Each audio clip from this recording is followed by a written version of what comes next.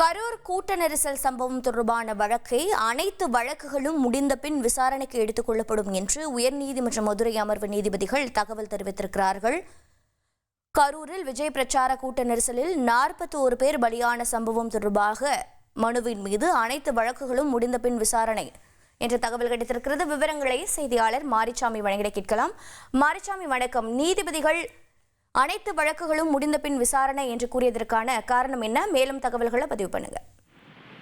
கரூர் சம்பவம் தொடர்பான பொதுநல வழக்குகள் மற்றும் முன்ஜாமீன் வழக்குகள் இன்று விசாரணைக்கு வருவதாக பட்டியலிடப்பட்டிருந்தது. அதாவது மெட்ராஸ் உயர்நீதிமன்ற மதுரை அமர்வில் இன்று விசாரணைக்கு வருவதாக பட்டியலிடப்பட்டிருந்தது. தசரா பண்டிகை கால விடுமுறை நீதிமன்றம் என்பதால் இன்று மொத்தமே 2 நீதிபதிகள் மட்டும்தான் மெட்ராஸ் உயர்நீதிமன்ற மதுரை அமர்வில் அனைத்து வழக்குகளையும் விசாரிக்கிறார்கள். அதுவும் இன்று ஒரு நாள் மட்டும்தான். மொத்தம் 10 நாள் விடுமுறை. அந்த 10 நாள் விடுமுறையில் இன்று ஒரு நாள் மட்டும்தான் நீதிமன்றம். ஆகவே வழக்குகள் மொத்தம் பார்த்தோமானால் ஒரு 25 பொதுநல வழக்குகள் இருக்கிறது. அதன் பிறகு நீதிபதிகள் இன்றைய அமர்வு நீதிபதிகள் தண்டபாணி மற்றும் ஜோதிராமன் ஆகியோர் கொண்ட அமர்வு. இந்த அமர்வு என்ன கூறியிருக்கிறார்கள் என்றால், மொத்தமாக இருக்கும் வழக்குகளை எல்லாம் விசாரித்து முடித்துவிட்டு கடைசியாக இன்று அந்த பிரச்சார கூட்டம், தமிழக வெற்றி கழகத்தின் பிரச்சார கூட்டம் கரூரில் நடந்தது. அப்போது ஒரு அசம்பாவிதம் நடந்து 41 பேர் பலியாகி இருக்கிறார்கள். இந்த சம்பவம் குறித்து வந்துள்ள வழக்குகளை அதன் பிறகு விசாரிக்கலாம் என அறிவித்திருக்கிறார்கள். இதற்கு என்ன காரணம் என்றால், இன்று வழக்குகள் மொத்தமாக 24 பொதுநல வழக்குகள் இருக்கிறது. அதன் பின்பு நீதிபதி தண்டபாணி அவர்கள் தனியாக விசாரிக்கும் தனி நீதிபதி அமர்வில் ஒரு 30 வழக்குகள் இருக்கிறது. அதன் பிறகு நீதிபதி ஜோதிராமன் அவர்கள் விசாரிக்கக்கூடிய வழக்குகள் ஒரு 140 வழக்குகள் இருக்கிறது. இதையெல்லாம் முடித்துவிட்டு இதையெல்லாம் முடித்துவிட்டு விசாரிக்கலாம், அல்லது இந்த பொதுநல வழக்குகளை 2 நீதிபதிகள் கொண்ட அமர்வு விசாரிக்கும். அந்த பொதுநல வழக்குகள் 24 வழக்குகள் இன்று பட்டியலிடப்பட்டிருக்கிறது. இந்த 24 வழக்குகளில் இந்த அந்த கரூர் சம்பவம் தொடர்பான 7 வழக்குகளும் அதில் இருக்கிறது. அந்த 7 வழக்குகளை 24 வழக்குகள் மொத்தம் 24ல் 7 போச்சுன்னா 17 வழக்குகள் முடித்த பின்பு இறுதியாக விசாரிக்கலாம். ஏனென்றால் இந்த வழக்குகளுக்கான விசாரணை நேரம் கொஞ்சம் அதிகமா எடுத்துக்கொள்ளும்.